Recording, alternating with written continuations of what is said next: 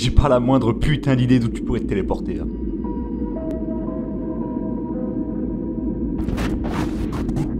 Le fantasme te guiderait normalement, hein. Mais la vérité c'est que je pense que je vais te chier dessus.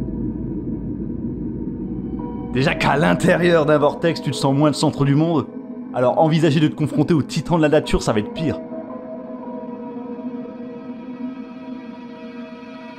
L'éventualité d'un trou noir pourrait très bien arriver, tu serais loin peut-être, hein, mais t'aurais déjà le regard paralysé par la vue d'une distorsion cosmique, te glaçant le sang comme si on t'avait ouvert les veines.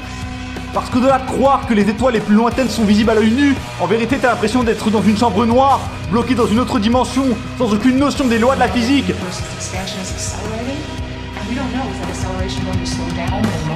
On va quand même s'immerger dans l'aspect le plus fantastique de la situation.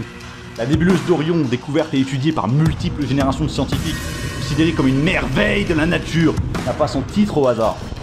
Jamais tu n'aurais pensé que ça serait du gaz et d'autres conneries interstellaires, encore moins que tu te retrouves devant elle. Pourtant le bordel fait plusieurs années-lumière de diamètre, hein. C'est putain de traumatisant de se retrouver à flotter dans le cosmos avec des événements qui dépassent ta plus grande imagination. Et j'espère sans déconner que tu réalises la chance que tu as pu bénéficier en t'épargnant de son paralysant de l'espace qui ne se traduit qu'en ondes électromagnétiques, car tu serais bien terrifié à l'idée d'écouter la tempête de Jupiter au loin par exemple.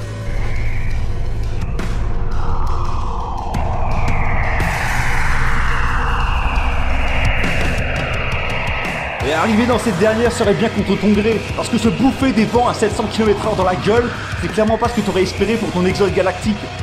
Et je pèse les mots, parce que ces événements qui ne sont qu'une infime partie des morts impensables que t'aurais pu affronter en tant que voyageur dimensionnel. C'est peut-être à ce moment-là que t'aimerais retourner au plus vite dans ton environnement, mais je crains que ça ne soit que le début des emmerdes dans le bazar de ton imagination infinie. Et pensons-y, vous êtes toujours là à envier une évasion dans l'univers, sans songer à ce qui se passerait réellement. Autre le fait d'être protégé par un pouvoir surnaturel.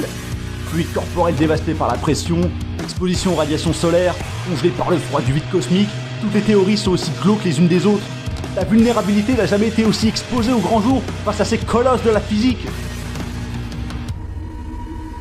Après, la chance pourrait aussi se présenter. Exposé aux univers parallèles, tu serais le premier à confirmer cette théorie digne des plus grands films de science-fiction. Personne ne sera là pour le reconnaître évidemment, mais tu mourras moins con dans un sens. Et tu crois sérieusement que ça semble fou? C'est clairement pas la pire des hypothèses.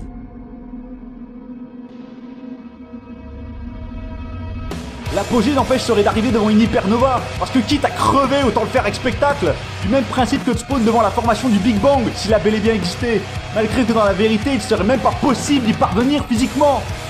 Et nul doute que tes envies de devenir cosmonaute après tout ça tomberont dans le néant. Même si, à l'exception près, la beauté la plus enrichissante serait tout de même de voir ta propre galaxie, l'endroit idéal pour crever dans un sens particulier. Paradoxalement, imaginer un univers effacé du jour au lendemain pourrait être la découverte d'une simulation virtuelle conçue par une civilisation avancée technologiquement. Tout ça ne serait pas vraiment réel. Et franchement, si la mort est inévitable, autant mourir dans une circonstance particulière, dans la connaissance de ce qui nous entoure.